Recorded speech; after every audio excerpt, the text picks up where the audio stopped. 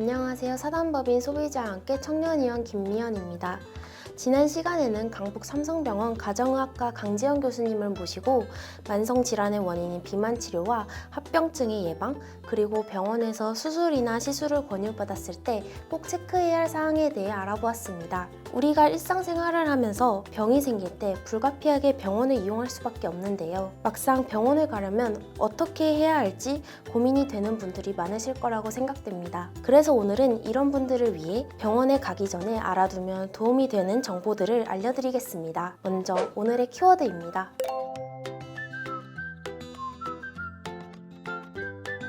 오늘 좋은 말씀 해주실 강성경 사무총장님을 모셨습니다. 사무총장님 안녕하세요. 네, 안녕하세요. 여러분 반갑습니다. 사무총장님, 몸이 아플 땐 어쩔 수 없이 병원을 찾을 수밖에 없는데요. 이럴 때 병원에 가기 전에 의료 서비스 정보들을 체크하는 것이 왜 중요할까요?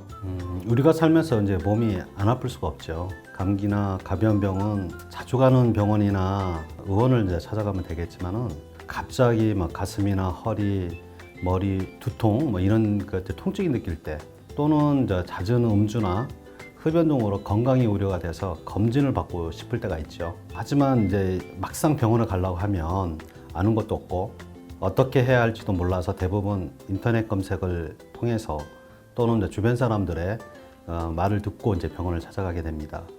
하지만 환자의 입장에서 여전히 이제 의료 정보는 되게 부족하죠. 그리고 또 병원의 폐쇄적이고 권위적인 어떤 분위기나 환경 때문에 쉽게 위축이 되는 경우들이 많습니다. 그래서 이제 병원이나 의사가 하자는 대로 하게 되죠. 그러다 보니까 이로 인해서 불편하고 또 불만들이 좀 많이 느끼게 됩니다. 심지어는 이제 과잉진료나 불필요한 치료로 인해서 부작용 등의 이제 의료 피해들이 발생하게 되는 거죠. 그렇기 때문에 사전에 이러한 의료 서비스에 대한 정보들을 좀 알고 가면 좀 더 효과적이고 슬기롭게 이용할 수가 있습니다. 사실 이런 병원의 특수한 환경이나 복잡한 의료 서비스에 대한 정보들을 알면 알수록 소비자들은 좀 많은 혜택을 더 누릴 수가 있습니다.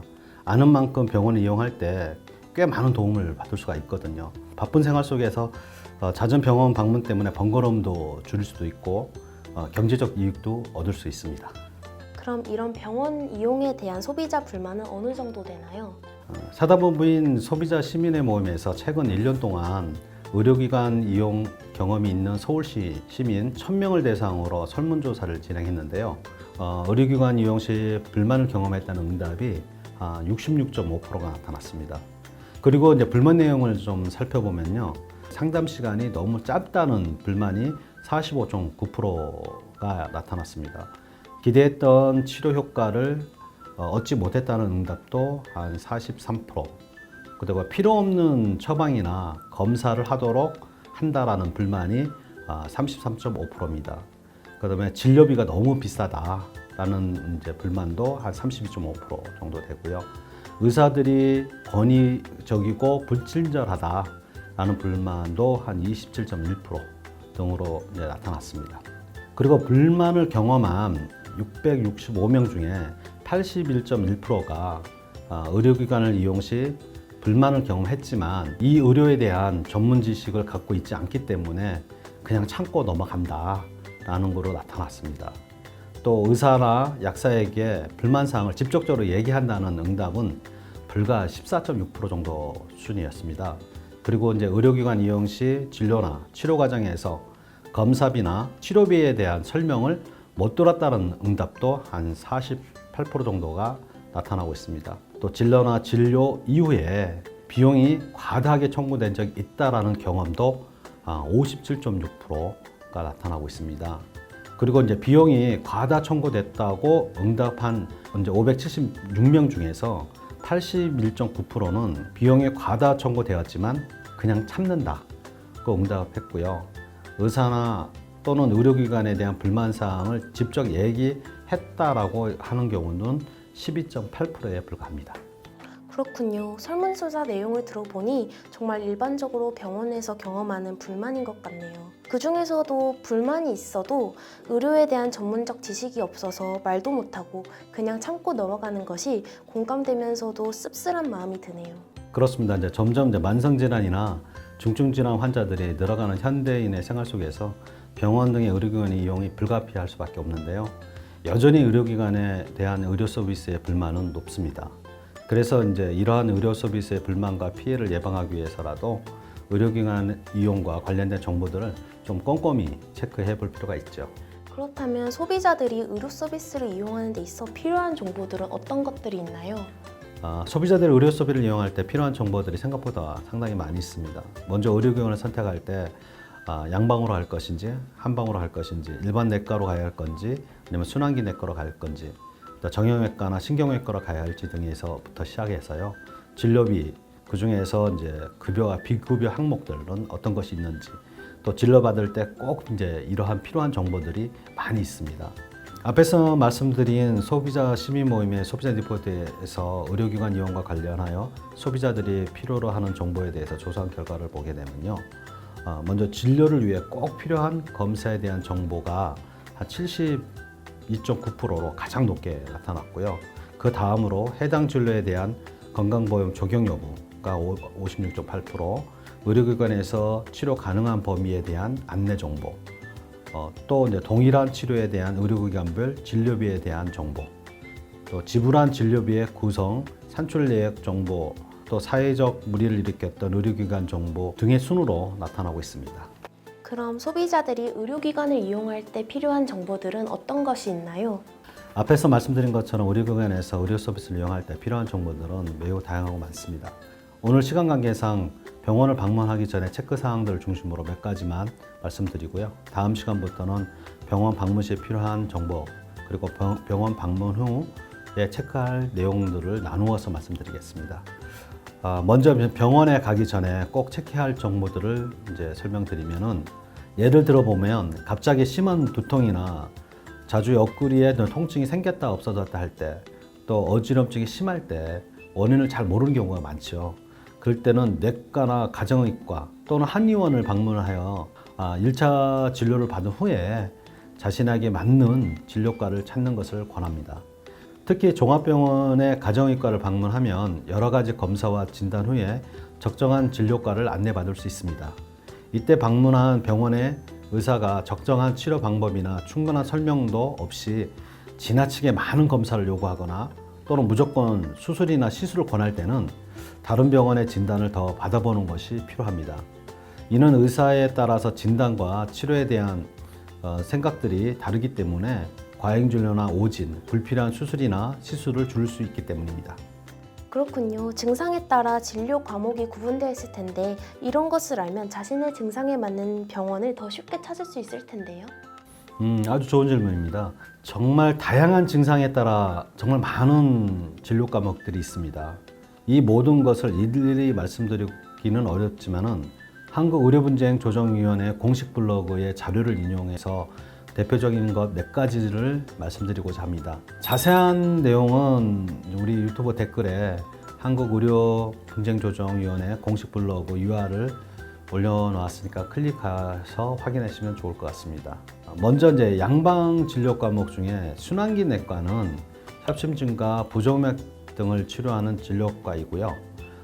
내분비과는 신체 호르몬과 대사에 관련한 당뇨병, 그다음에 대사성 증후군, 비만 고지혈증, 고혈압, 갑상선 등 치료를 하는 곳입니다. 또 흉부외과는 심장이나 폐, 식도, 대동맥 같은 것을 수술로 치료하는 과목이고요. 신경외과는 중추신경계의 뇌와 척수의 질환과 말초신경이 이상을 진단하는 치료하는 과이기도 하죠. 통증 클리닉은 이제 신경 차단과 같은 이제 적극적인 방법을 이용하여서 통증을 예방하고 치료하는 진료과를 말합니다. 그 외에도 소화기과, 호흡기, 접종치료과, 신경내과, 혈액종양과, 여러분들 잘 아는 외과, 정형외과, 비뇨기과, 이비인후과, 성형외과, 피부과, 치과, 안과 등 다양한 진료 과목을 상세하게 볼 수가 있습니다. 의료 상식으로 알아두면 병원을 선택할 때 어느 정도 도움이 될 것이라고 생각합니다. 네, 그렇군요. 앞에서 말씀하신 설문조사 내용 중에 진료비에 관련된 불만이 굉장히 높게 나타나던데요.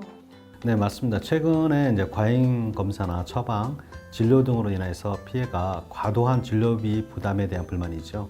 그리고 대부분의 의료 소비자들이 진료 과정에서 진료비에 대한 설명을 듣지 못하는 경우가 많습니다. 또 소비자들도 진료 영수증을 받아봤을 때 생각보다 진료비가 많이 나왔다는 느낌을 갖게 되죠.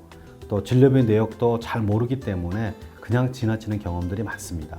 증상이 뚜렷하여 찾아갈 진료 과목이 분명하거나 1차 진단이나 치료 후 재차 병원을 방문할 경우가 있습니다. 이럴 때는 건강보험심사평가원의 홈페이지에 들어가시면 564개 정도의 비급여 진료 항목과 가격이 공개되어 있습니다.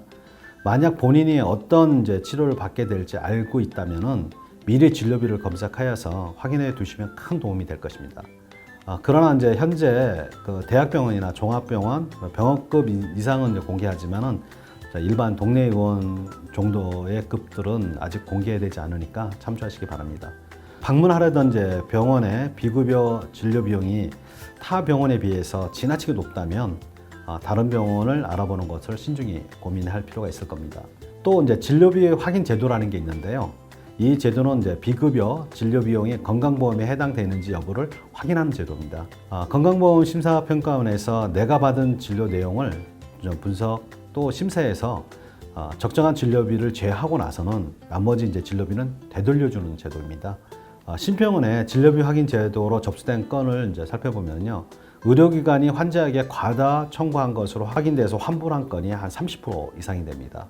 진료비 확인은 심평원의 홈페이지에 정보란을 통해서 병원 평가 정보라든지 병원 진료비 정보, 주사제라든지 항생제 처방률, 그다음에 처방 품목 수 이런 것들 다양한 병원별 정보들을 확인할 수가 있습니다. 관련된 내용들은 다음 시간에 자세하게 다시 다뤄보겠습니다. 네, 좋은 말씀 감사드립니다. 우리는 일상생활에서 몸이 아플 때 불가피하게 병원을 이용할 수밖에 없습니다. 하지만 의료기관과 소비자의 정보 비대칭으로 인해 의료 소비자들의 불만은 여전히 높은 것 같습니다. 그래서 오늘은 병원을 가기 전에 알아두면 도움이 될 정보들에 대해 살펴보았습니다. 다음 시간에는 병원에 가기 전에 꼭 알아야 할 정보들에 대해 구체적으로 살펴보겠습니다. 지금까지 좋은 말씀 해주신 강성경 사무총장님 감사합니다. 감사합니다. 다음 시간도 많이 기대해주세요. 그럼 여러분 안녕. 요즘 일부 개인의 병원이나 의원들의 유튜브를 통해 가지고 많은 정보들이 제공되고 있는데요. 상당수가 마케팅 목적으로 사실을 과정하거나 또 호도하는 경우들이 많이 있습니다. 의료 정보를 인터넷과 유튜브를 통해서 검색할 때 올바르게 검색할 수 있는 가이드를 좀 제공하고자 합니다. 건강보험심사평가원의 홈페이지에서 어떤 정보들을 어떻게 검색하는지를 간단히 설명드리겠습니다.